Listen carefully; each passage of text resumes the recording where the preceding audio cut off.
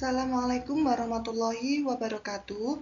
Kami dari kelompok 6 yang beranggotakan yang pertama Rika Dwi Cahyani dengan NIM 21041031 dan yang kedua ada Lailatul Rohmah dengan NIM 22041082. Di sini kami akan menyampaikan materi tentang teknik pengambilan sampel dan wawancara. Sampling audit. Auditor internal dalam melaksanakan pemeriksaan melakukan pengujian kepatuhan atau compliance testing. Dengan pengujian substantif, compliance test digunakan untuk mengetahui apakah suatu pengendalian atau kelompok pengendalian tertentu berfungsi atau tidak. Pengujian pengendalian akan memberikan informasi mengenai efektivitas suatu sistem dan prosedur suatu perusahaan. Sampling audit.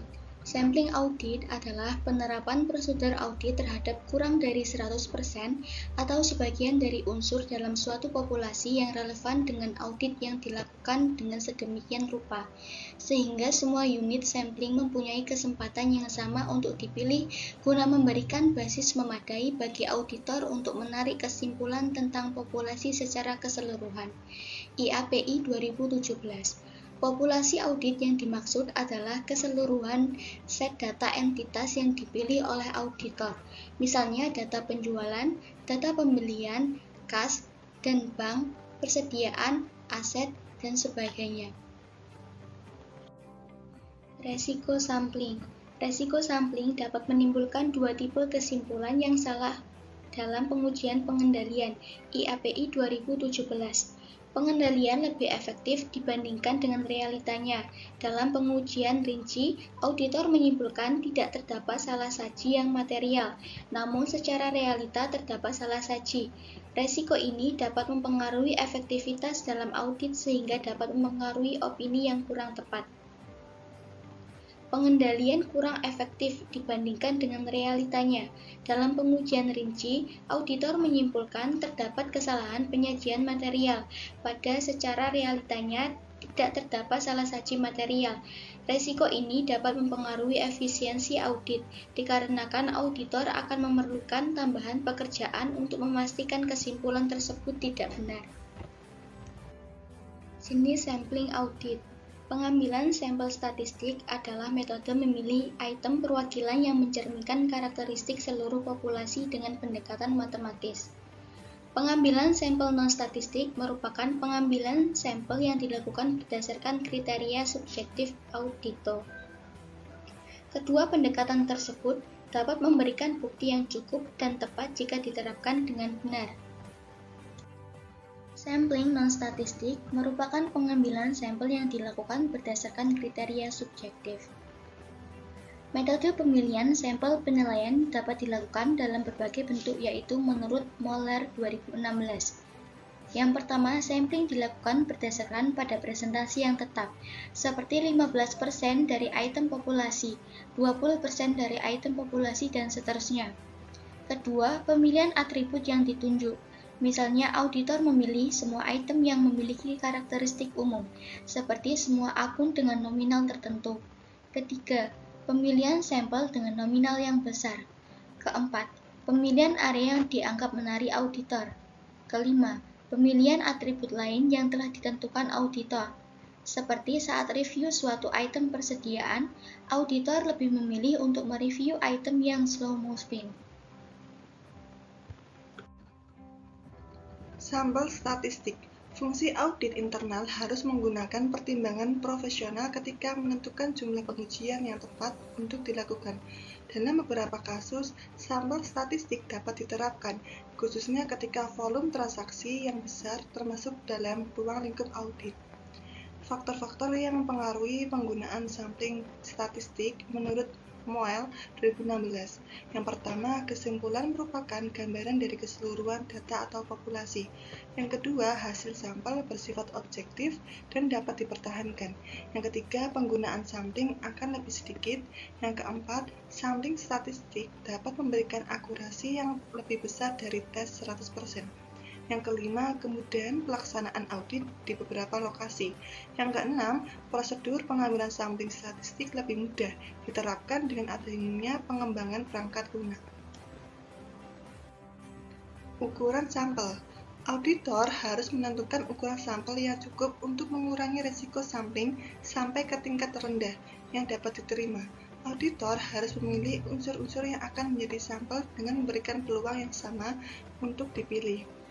Adapun faktor-faktor yang mempengaruhi ukuran sampel untuk pengujian rincian yaitu sebagai berikut. Yang pertama, ukuran sampel yang dibutuhkan akan semakin besar apabila meningkatnya risiko salah satu material, tingkat asuransi yang diharapkan oleh auditor, dan temuan salah satu yang diinginkan auditor.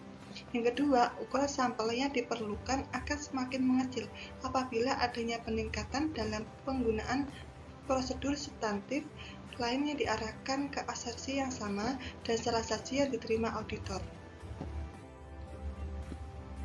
Teknik pengambilan sampel.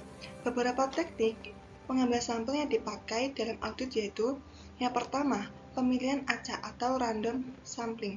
Pengambilan sampel acak merupakan penentuan yang tidak diatur oleh pertimbangan yang telah ditentukan sebelumnya dan setiap unit dalam populasi mempunyai kesempatan yang sama untuk dipilih. Yang kedua, pemilihan sistematis.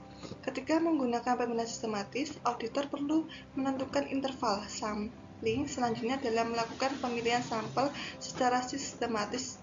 Tentukan terlebih dahulu titik awal secara sembarang. Yang ketiga, pemilihan sembarang.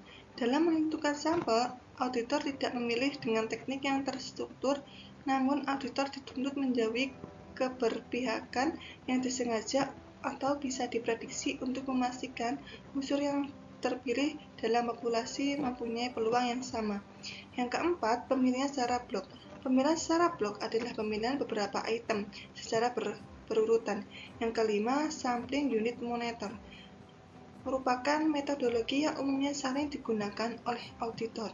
Pengambilan sampel ini digunakan untuk mengidentifikasi salah satu moneter yang mungkin ada dalam saldo akun.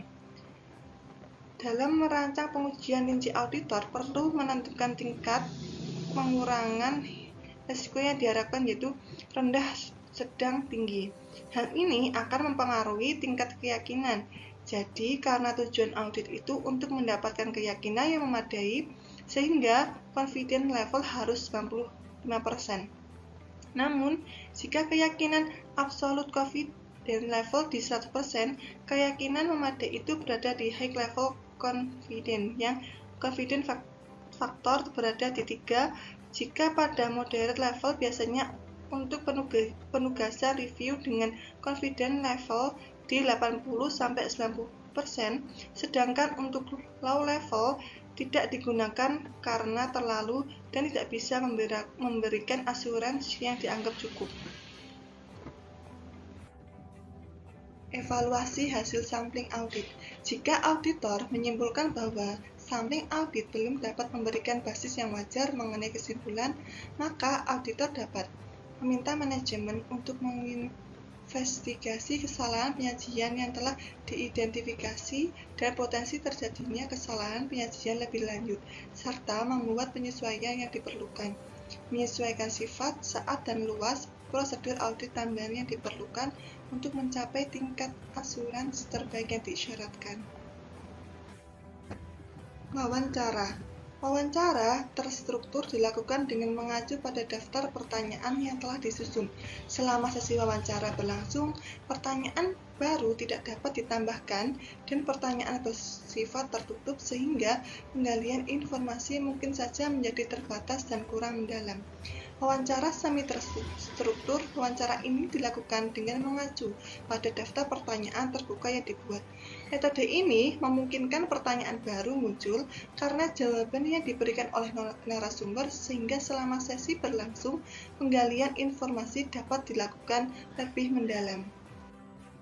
Sekian presentasi dari kelompok kami, kurang lebihnya kami mohon maaf. Wassalamualaikum warahmatullahi wabarakatuh.